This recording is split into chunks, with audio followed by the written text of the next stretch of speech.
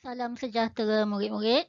Hari ini kita akan mempelajari subtopik 1.4 penggunaan alat pengukur, kejituan, kepersisan, kepekaan dan ralat. Sebelum itu, mari kita kenali maksud kejituan, kepersisan dan kepekaan. Kejituan membawa maksud kebolehan alat pengukur untuk mendapatkan bacaan menghampiri atau menepati nilai sebenarnya. Manakala kepersisan membawa maksud kebolehan alat pengukur mengukur dengan bacaan yang hampir sama apabila pengukuran diulang beberapa kali.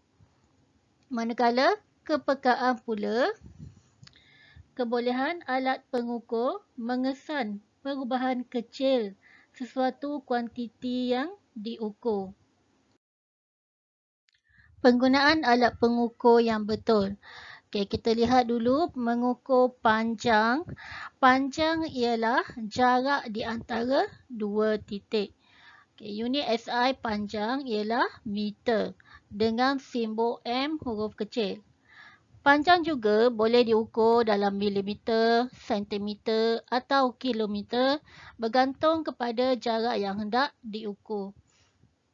Okay, ini alat untuk mengukur panjang, pita pengukur dan pembaris. Kaedah pengukuran panjang dengan betul. Okey, katakanlah kamu ingin ukur panjang pensel kamu. Okey, letakkan pada bahagian hujung pensel pada nilai 0 cm. Okey, pastikan mata kamu berada betul-betul serenjang dengan hujung mata pensel yang kamu ukur untuk mengelakkan berlakunya ralat-peralat. Kalau kita lihat dalam gambar rajah ini ya, nilai yang betul ialah 6 cm. Jika kamu lihat dari sudut belah kanan, kamu akan dapat nilai 5.8 cm. Ataupun jika kamu lihat dari sudut belah kiri, kamu akan dapat nilai 6.3 cm. Iaitu ralat-peralat. Apa dia ralat-peralat? Ralat-peralat berlaku apabila mata pembaca tidak berserenjang dengan skala bacaan.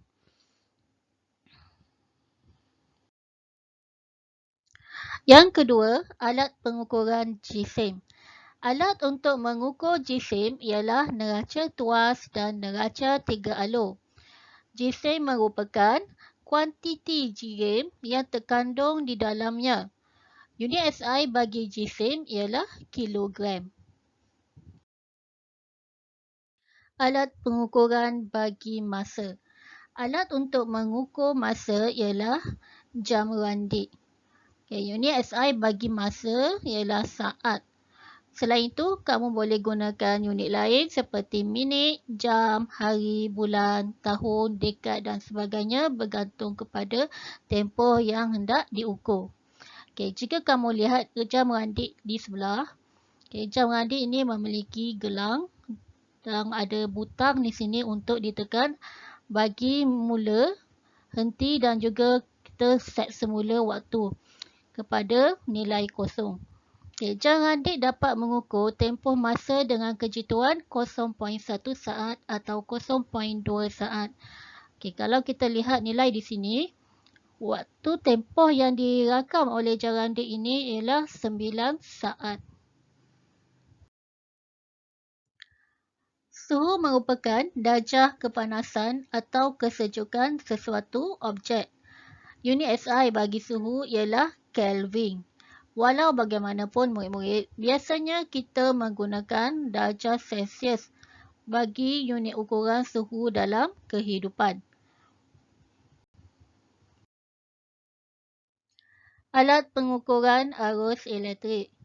Emitter digunakan untuk menyukat arus elektrik dalam sesuatu liter. Kadang-kadang berlaku ralat ketika mengambil bacaan nilai arus elektrik menggunakan emitter. Contohnya, jika berlaku ralat sistematik iaitu ralat sifar di mana jarum pada bacaan emitter ini tidak berada pada nilai kosong sebelum ukuran diambil. Ataupun jarum pada bacaan ini tidak berada kurang daripada nilai bacaan kosong sebelum bacaan diambil. Okey. Jika ia lebih daripada kosong, ia dikenali sebagai ralat sifar positif. Jika jarum ini berada kurang daripada nilai kosong, ia dipanggil ralat sifar negatif. Oleh itu, cara untuk mengatasi ralat ini, pada bahagian emitter terdapat tombol pelarasan sifar. Kita boleh laraskan semula supaya jarum ini berada pada nilai kosong sebelum bacaan diambil. Okey, bagi mengatasi masalah ralat peralat, iaitu masalah ketika membaca bacaan, pada emitter ini terdapat cermin anti peralat supaya kita dapat mengambil bacaan dengan lebih tepat. Alat pengukuran isi padu air. Silinder penyukat digunakan untuk menyukat isi padu air. Okey, jika kamu lihat gambar rajah ini di sebelah, okey, cara untuk menyukat isi padu air dengan betul dengan memastikan bahagian mata kamu selari dengan bahagian tengah cecair yang diukur. Okey, ralat peralat boleh berlaku jika mata kamu tidak selari atau tidak berserenjang dengan kedudukan cecair yang disukat.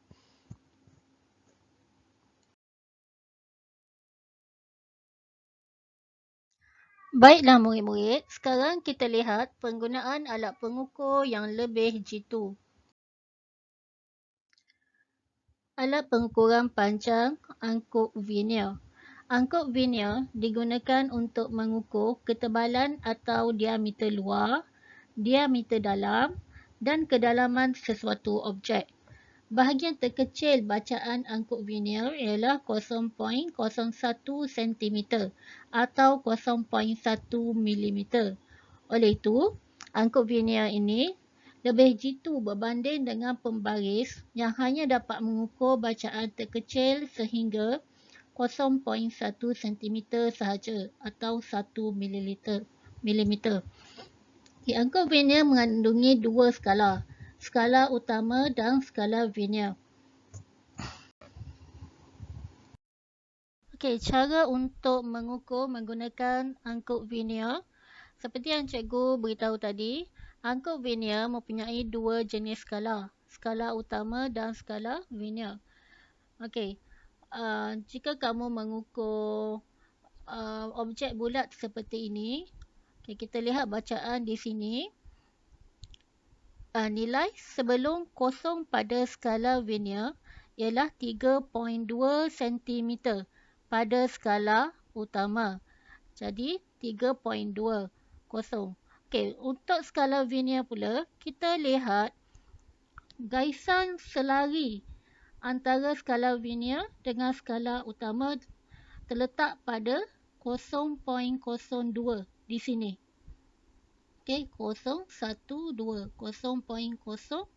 di sini. Jadi, nilai bacaan sebenar 3.20 tambah 0.02 cm daripada skala vernier. Bacaannya ialah 3.22 cm. Cara untuk mengukur menggunakan angkuk vernier yang mempunyai ralat sifar. Mula-mula kita lihat dulu gambar rajah yang pertama. Okey, jika kamu rapatkan angkuk vernier tersebut, nilai sifar pada skala utama, ini skala utama ya. Okey, dengan skala vernier adalah selari. Ini bermakna tiada ralat sifar. Okey, bagi gambar rajah kedua, apabila kamu rapatkan angkuk vernier, didapati ada tiada keselarian atau nilai sifar pada skala utama tidak selari dengan skala vernier. Nilai sifarnya lebih. Okey, di sini. Jika lebih, ia dikenali sebagai ralat sifar positif. Okey, kita lihat di sini untuk menentukan ghalak sifar positif, ghalak sifar dibaca dari tanda kosong pada skala Vernier. Okey, kita lihat di skala Vernier yang selari dengan skala utama terletak di sini. Okey, nilai ini selari, garisan ini selari. Okey, kita baca dari bawah sini, dari sifar. Jadi, nilainya 0.03 cm.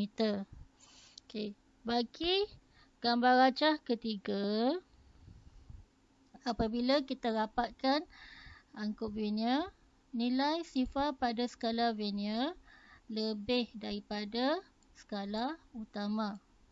Okey, tidak selari. Jadi, ini dikenali sebagai ghalak sifar negatif. Untuk menentukan ghalak sifar negatif, ghalak sifar dibaca dari tanda 10 pada skala Vernier. Okey, kita lihat garisan yang terdapat pada skala Vernier yang selari dengan skala utama. Okey, kita letak di sini. Yang selari. Kita baca dari nilai 10. 1, 2, 3, 4, 5, 6. Di sini 0.06 cm. Jadi ghalak sifar negatif 0.06 cm. Bagi membuat ukuran yang mengandungi ghalak sifar ini, bacaan sebenarnya ialah bacaan angkub Vernier tolak dengan ghalak sifar tersebut. Ini merupakan tolok skru mikrometer. Tolok skru mikrometer digunakan untuk mengukur ketebalan dan diameter objek kecil seperti kertas, rambut dan lain-lain. Bahagian terkecil bacaan tolok skru mikrometer ialah 0.001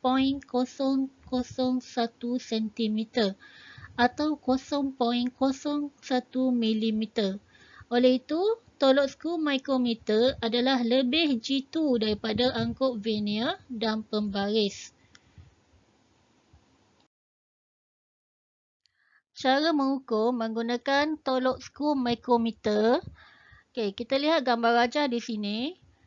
Okey, tolok skru mikrometer mengandungi dua skala, sama macam angkub Vernier, skala utama dan skala Vernier. Kita lihat skala utama di sini. Nilai bacaannya terletak di 3.50 mm di sini.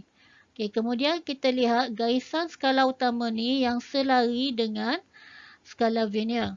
Okey, di sini. Iaitu nilainya kita kira dari bawah 35, 36, 37, 38. Jadi, nilai ukuran pada skala Vernier 0.38 mm. Bacaan sebenar tolok skru mikrometer 3.50 dari skala utama ditambah dengan 0.38 mm dari skala Vernier. Jadi nilainya 3.88 mm. Cara untuk kita lihat ukurannya mestilah selari. Selari dengan bacaan, barulah tidak berlaku ghalak peralat. Walau bagaimanapun murid-murid, dengan teknologi yang ada sekarang ini, kita mempunyai angkub Vernier digital dan tolok skru mikrometer digital yang dapat mengukur bacaan dengan lebih tepat dan jitu. Lebih mudah dengan adanya penimbang digital yang dapat mengukur bacaan jisim dengan lebih tepat dan jitu. Bagi menyukat masa, kita mempunyai jam randik digital yang lebih tepat daripada jam randik biasa kerana dapat mengukur masa sehingga 0.01 saat. Manakala jam randik biasa hanya dapat mengukur masa sehingga 0.1 saat sahaja.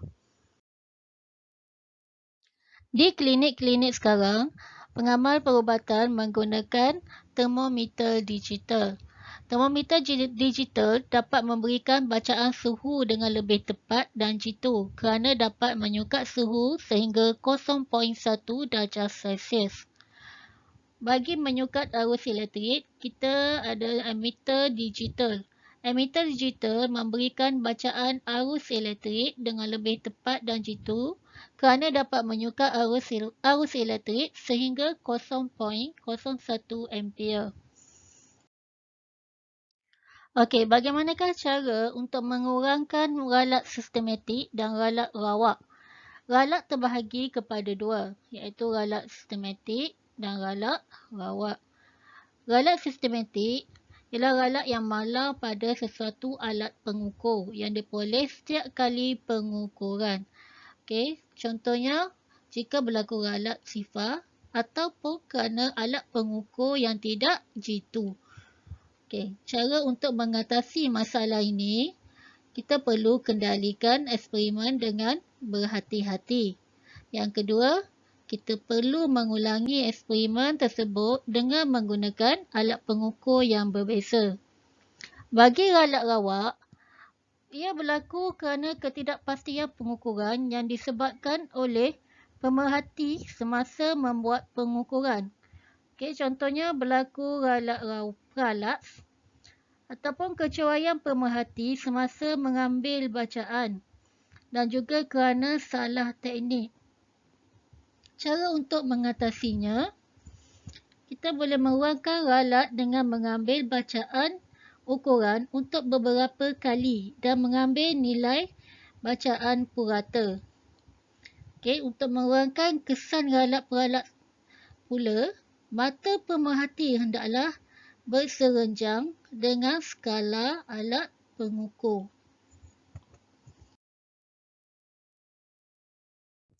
Baiklah murid-murid, sampai setakat ini dahulu subtopik 1.4 bahagian 1. Esok kita akan sambung semula subtopik 1.4 bahagian 2, cara membuat penganggaran pengukuran. Sekian dulu murid-murid. Terima kasih.